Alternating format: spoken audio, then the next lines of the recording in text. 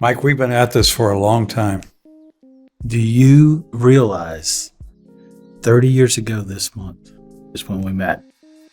1994. I know that whenever I picked you up here in Kansas City, Kathy was with me, and it was almost like it is now. It was like freezing cold weather, and you came in your Florida shorts. Shannon was pregnant with Cam. He wasn't born yet.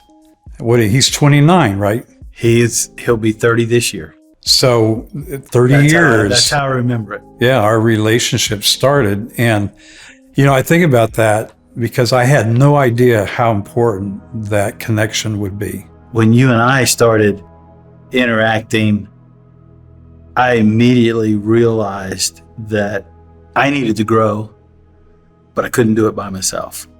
We had a lot of things that we enjoyed doing, the outdoors, but you were right in the middle of helping us start a church in South Florida where we were. And, our friendship was growing over that, but our ministry and really the part where I started looking to you for leadership was, 18 months after we started our church, we lost our pastor.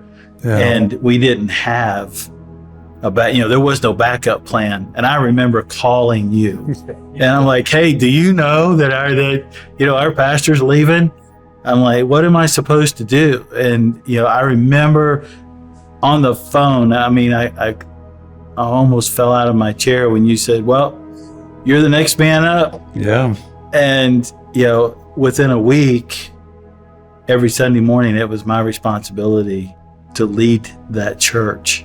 I always think of Proverbs 17:17, where it says, a friend loveth at all times, and a brother is born for adversity. And that verse means that God has certain relationships that he can bring into our life, like a David and a Jonathan, where there is a connection, a bond that God put together. Mm-hmm. And I remember as our friendship was developing, I had a spiritual wall at a time. And it was you that God used to bring to my ears and to my heart encouragement, not judgment. And you didn't care about anything else other than just being a friend. A friend of mine who coached me through some business stuff, talked about organizations, and he was a CEO of a big company. And he just said, he says, your organization grows at the speed of trust. Spiritually, for me to grow, I had to have trust in the person, in you. I had to trust in your character. I had to trust in your wisdom. I had to trust in your knowledge, the things that you were telling me, that they were true and that you had proven those things out. What I've learned is that as I'm growing from one stage to another in maturity, that God changes my inner circle. And I have to limit my circles and make sure that where I'm plugging into their voices, their take, their insights, it's a voice that God would be pleased with me hearing. The people that God puts in our lives, whether it's our business relationships, our neighborhoods, the communities that we live in, God put them in our lives for a reason and for a purpose. That's to reach them with the gospel. He didn't ask us if we want to lead in those areas. Those areas we're commanded to lead in.